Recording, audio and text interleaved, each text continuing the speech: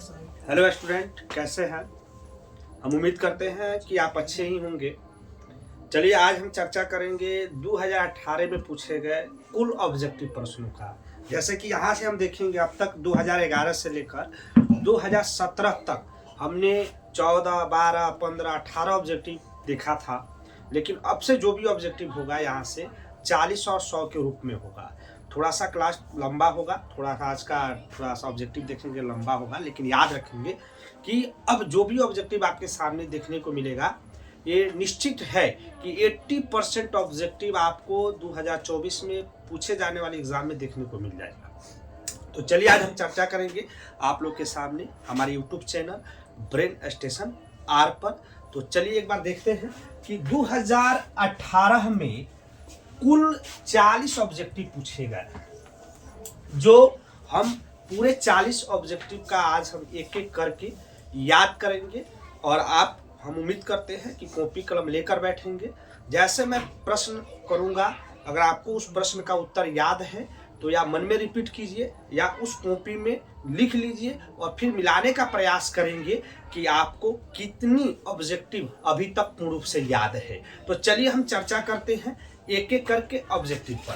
पहला हम देखेंगे, जो देखिए पहला जो ऑब्जेक्टिव है पूछे गए एग्जाम जो पिछले 2011 से अगर हमने 17 तक चर्चा किया था, यह देखने को मिला था कि बोल्शेविक क्रांति कब हुई थी।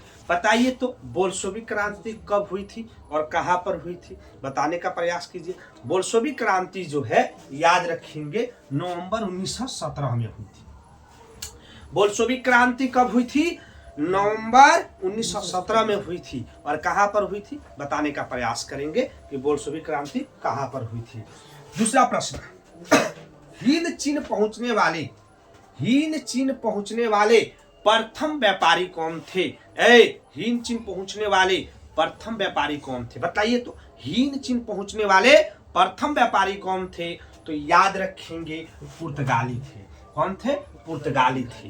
हिंद चीन पहुंचने वाले प्रथम व्यापारी पुर्तगाली थे। और हिंद चीन किसका उपनिवेश था यह खुद बताने का प्रयास करेंगे कि हिंद चीन किसका उपनिवेश था। जाइए और कमेंट बॉक्स पर बताइए कि हिंद चीन किसका उपनिवेश था।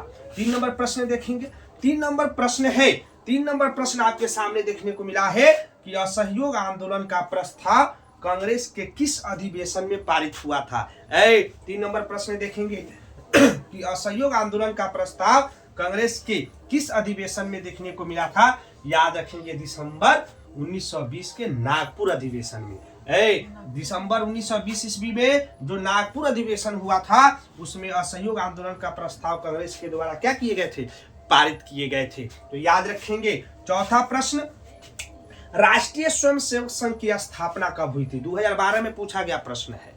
आप जाकर देखेंगे तो ये 2012 में पूछा गया प्रश्न है कि राष्ट्रीय स्वयंसेवक संघ की स्थापना कब और किसने की थी। तो याद रखेंगे 1925 ईस्वी में केबी हेडगेवार ने की थी। याद रखेंगे 1925 ईस्वी में केबी हेडगेवार ने यानी राष्ट्रीय स्वयंसेवक संघ की स्थापना की थी। याद रखेंगे। 5 नंबर प्रश्न देखेंगे कि इंग्लैंड में सभी पुरुष और महिलाओं को वयस्क मताधिकार कब प्राप्त हुआ था। यानी जितने भी इंग्लैंड के पुरुष और महिलाएं थे पूर्ण रूप से कब उनको मत देने का अधिकार प्राप्त हुआ था। तो याद रखेंगे 1918 ईस्वी में। कब दिया गया था? 1918 ईस्वी में। 6 नंबर प्रश्न देखेंगे। 6 नंबर प्रश्न आपके सामने है कि वह कौन सा सामाजिक वर्ग जो था बुद्धिजीवी वर्ग के रूप में उभर कर आया था। बताइए तो वह कौन सा सामाजिक वर्ग था तो आगे चलकर बुद्धिजीवी वर्ग के रूप में सामने आया। तो याद रखेंगे वह मध्यम वर्ग होगा। क्या होगा? मध्यम वर्ग। ये मध्यम वर्ग ही आगे चलकर बुद्धिजीवी वर्ग कहलाया। याद रखेंगे। 7 नंबर प्रश्न आपके सामने है, प्राचीन काल में किस मार्ग से एशिया और यूरोप के साथ व्यापार होता था। प्राचीन समय में आप देखेंगे ना तो एशिया और यूरोप के बीच जो व्यापार होता था किस मार्ग से होता था बताने का प्रयास करेंगे। वह मार्ग था रेशम मार्ग। वह कौन सा मार्ग था? रेशम मार्ग। याद रखेंगे। 8 नंबर प्रश्न देखते हैं। 8 नंबर प्रश्न आपके सामने है कि आर्थिक संकट के कारण यूरोप में कौन सी नई शासन प्रणाली का उदय हुआ था। तो याद रखेंगे फासीवाद और नाजीवाद। जब आर्थिक संकट आया था ना, तो यूरोप में फांसीवाद और नाजीवाद का क्या हुआ था, उदय हुआ था। इसी में आप पढ़ते हैं हिटलर और मुसोलिनी के बारे में। आगे चलते हैं, 9 नंबर प्रश्न आपके सामने है। किस पत्र ने रातों रात वार्क्यूलर प्रेस एक्ट से बचने के लिए अपनी भाषा बदल दी थी? बताइए तो वह कौन सा पत्र था? वह था अमृत बाजार पत्रिका। याद रखेंगे, वह कौन सा पत्र था? अमृत बाजार पत्रिका ने रातों रात अपनी भाषा को क्या कर दिया था? बदल दिया था, चेंज कर दिया था। 10 नंबर प्रश्न देखिए, किसने कहा मुद्रण जो है ना, किसने कहा मुद्रण जो है ईश्वर की दी गई महानतम देन है? बताइए तो किसने कहा था मुद्रण जो है ईश्वर की दी गई सबसे महानतम देन है? बताइए, मार्टिन लूथर ने कहा था। याद रखेंगे, यह जो प्रश्न 10 नंबर आपको देखने को मिला। और देखिए ये भी प्रश्न रिपीट किया हुआ प्रश्न है जो पूछा गया है कि बताइए सोपानी कृषि किस राज्य में प्रचलित है? बताइए तो सोपानी कृषि किस राज्य में प्रचलित है? बताने का प्रयास कीजिए। सोपानी कृषि किस राज्य में प्रचलित है? बताइए, उत्तराखंड में। किस राज्य में? उत्तराखंड में। याद रखेंगे, यानी जीवों के शरीर में कितने प्रतिशत जल की मात्रा होती है? बताने का प्रयास कीजिए। जीवों के शरीर में कितने प्रतिशत जल की मात्रा होती है? तो याद रखेंगे 65%। कितना परसेंट? 65% जो होता है ना, जीवों के शरीर में जल होता है। याद रखेंगे। बताइए 13 नंबर प्रश्न देखिए, वन संरक्षण प्रबंधन की दृष्टि से, वन संरक्षण प्रबंधन की दृष्टि से वन को कितने भागों में बांटा गया है? वन प्रबंधन एवं संरक्षण की दृष्टि से वन को 3 भागों में बांटा गया। बता सकते हैं वह 3 भाग कौन सा है? भूगोल का प्रश्न है, वन संसाधन आप पढ़े होंगे तो उसमें दिया गया है कि वन संरक्षण की दृष्टि से वन को 3 भागों में बांटा गया है। 3 भाग को बताने का प्रयास करेंगे, वह 3 भाग कौन कौन से हैं। अगला, एनजीओ के वानिकी रिपोर्ट के अनुसार, एनजीओ के वानिकी रिपोर्ट के अनुसार 1948 ईस्वी में, सुन लीजिए, ये एनजीओ की एक वानिकी रिपोर्ट आया था, उसमें 1948 ईस्वी में विश्व में कितने हेक्टेयर भूमि पर वन का विस्तार था? यानी एनजीओ की एक वानिकी रिपोर्ट के अनुसार 1948 ईस्वी में देखेंगे ना, तो विश्व में कितने हेक्टेयर भूमि पर वन का विस्तार था? बताने का प्रयास करेंगे। तो याद रखेंगे 400 करोड़ हेक्टेयर। क्या बोलेंगे?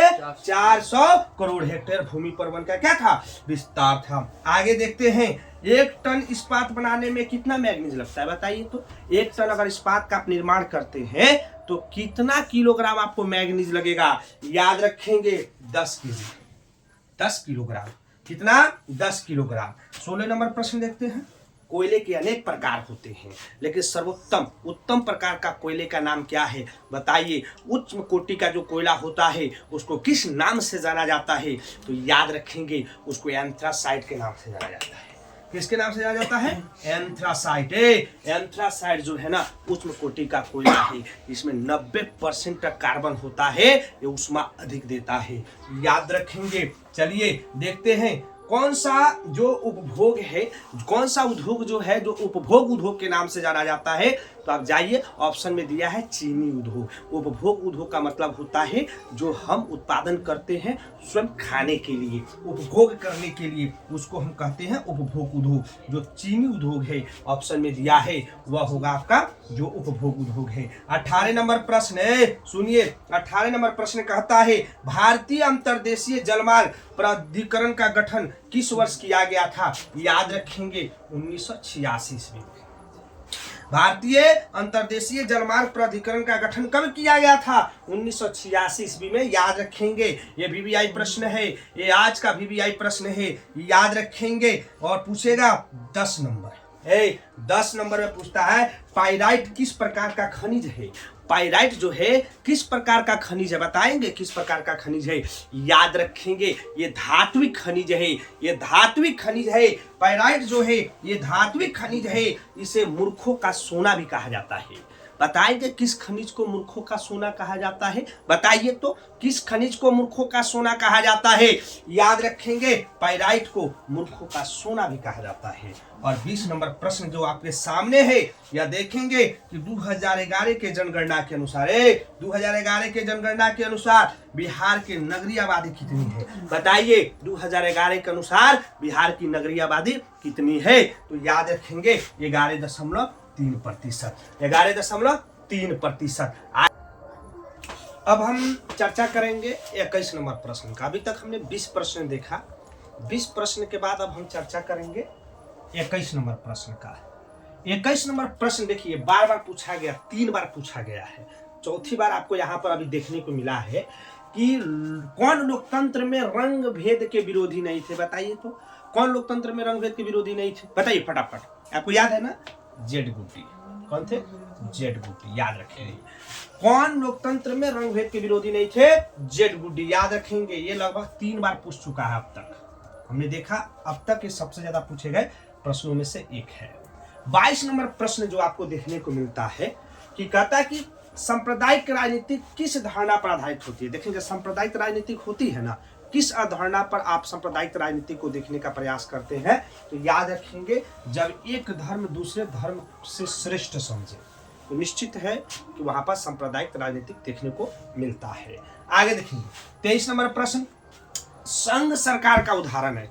आप किस देश में आप जाएंगे तो संघ सरकार का एग्जाम्पल आपको देखने को मिलेगा, तो वो है अमेरिका।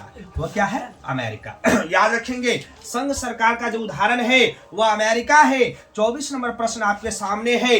24 नंबर प्रश्न कहता है, भारतीय लोकतंत्र में सत्ता के विरुद्ध भारतीय लोकतंत्र में सत्ता के विरुद्ध जन आक्रोश किस दशक में देखा गया? तो सबसे ज्यादा जन आक्रोश देखा गया भारत में ना लोकतंत्र, वो था 1970 के दशक में। आप देखेंगे 1970 के दशक में जब आप पढ़ेंगे तो एक अनेक प्रकार के आपको जन आक्रोश देखने को मिलेगा। उसी में से आपको पर्यावरण से लेकर ताड़ी विरोधी आंदोलन से लेकर संपूर्ण क्रांति को देखेंगे, वो सारे आंदोलन इसी दशक में देखने को मिला था। 25 नंबर प्रश्न था, चिपको आंदोलन किससे संबंधित है? बताइए, चिपको आंदोलन, ये आपको लघुत्तरीय प्रश्न भी पूछता है। चिपको आंदोलन क्या था? पेड़ बचाने से, पेड़ को बचाने के लिए आंदोलन किया गया था, यानी पेड़ बचाने से याद रखेंगे चिपको आंदोलन संबंधित है। आप 26 नंबर प्रश्न है। 26 नंबर प्रश्न क्या कहता है? ताड़ी विरोधी आंदोलन कहाँ शुरू हुए? ताड़ी विरोधी आंदोलन की शुरुआत कहाँ हुई? तो बताइए तो। ताड़ी विरोधी आंदोलन जो था वह शुरू हुआ आंध्र प्रदेश से। याद रखेंगे, कहाँ से शुरू हुआ? आंध्र प्रदेश से। याद रखेंगे। देखिए 27 नंबर प्रश्न पूछा गया प्रश्न है 27 नंबर की राजनीतिक दल की नींव सर्वप्रथम किस देश में पड़ी? ये बताइए तो, ये पूछा गया प्रश्न है कि नहीं कि राजनीतिक दल की नींव सर्वप्रथम किस देश में शुरू हुआ? तो याद रखेंगे ब्रिटेन, यानी वर्तमान का इंग्लैंड। याद रखेंगे ब्रिटेन। याद रखेंगे ब्रिटेन में राजनीतिक दल की नींव सर्वप्रथम पड़ी। 28 नंबर प्रश्न आपके सामने है, गठबंधन की सरकार का निर्माण कैसे होता है? बताइए तो, गठबंधन की सरकार का निर्माण कैसे होता है? बिहार में देखिए तो गठबंधन की सरकार है ना, यह बहुदलीय व्यवस्था पर, जब किसी एक दल को पूर्ण बहुमत नहीं मिलता है तो 2-3 दल मिलकर सरकार का निर्माण करते हैं, उसी को कहते हैं गठबंधन की सरकार। उसी को क्या कहते हैं? गठबंधन की सरकार। तो यह बहुदलीय व्यवस्था पर है। किस व्यवस्था पर? बहुदलीय व्यवस्था पर। आपको दिया है कौन राष्ट्रीय दल नहीं है? राष्ट्रीय दल कौन सा नहीं? तो ऑप्शन पर ही बनेगा, लेकिन इसमें कि इसके हिसाब से लोजपा जो है ना वह राष्ट्रीय दल नहीं है। एक होता है आपका राष्ट्रीय दल और एक होता है आपका क्षेत्रीय दल। बताइए बिहार में कौन कौन से क्षेत्रीय दल है? आप पढ़े होंगे, राजद, जदयू, लोजपा, ये क्षेत्रीय दल है। जबकि इस भारत की सबसे बड़ी राष्ट्रीय दल है वह भाजपा और कांग्रेस है। याद रखेंगे कौन राष्ट्रीय दल नहीं है? लोजपा। याद रखेंगे 30 नंबर प्रश्न आपके सामने है, किस देश में मिश्रित अर्थव्यवस्था पाई जाती है? किस देश में मिश्रित अर्थव्यवस्था पाई जाती है? आपको याद होगा वह देश भारत है, यानी अपने देश में मिश्रित अर्थव्यवस्था पाई जाती है। अब ये प्रश्न देखिए, कौन सा पिछड़ा राज्य है? इसमें आप ऑप्शन में अगर बिहार दिखाई दे तो बिना सोचे समझे लगा दीजिएगा, बिहार एक पिछड़ा राज्य है। बिहार एक क्या है? पिछड़ा राज्य है। याद रखेंगे बिहार कैसा राज्य है? पिछड़ा राज्य है। 32 नंबर प्रश्न आपके सामने है, शेयर बाजार का नियामक संस्था कौन सा है? शेयर बाजार का नियामक संस्था है SEBI। याद रखेंगे SEBI। 33 नंबर प्रश्न देखते हैं, संस्थागत वित्त का साधन है। आप जानते हैं ना व्यवसायिक बैंक, ऑप्शन में जाएंगे तो व्यवसायिक बैंक जो है वह संस्थागत वित्त साधन है। आप पढ़े होंगे, यानी संस्थागत साधन में तो गैर संस्थागत होता है और एक संस्थागत होता है। तो संस्थागत में आप याद रखेंगे व्यवसायिक बैंक।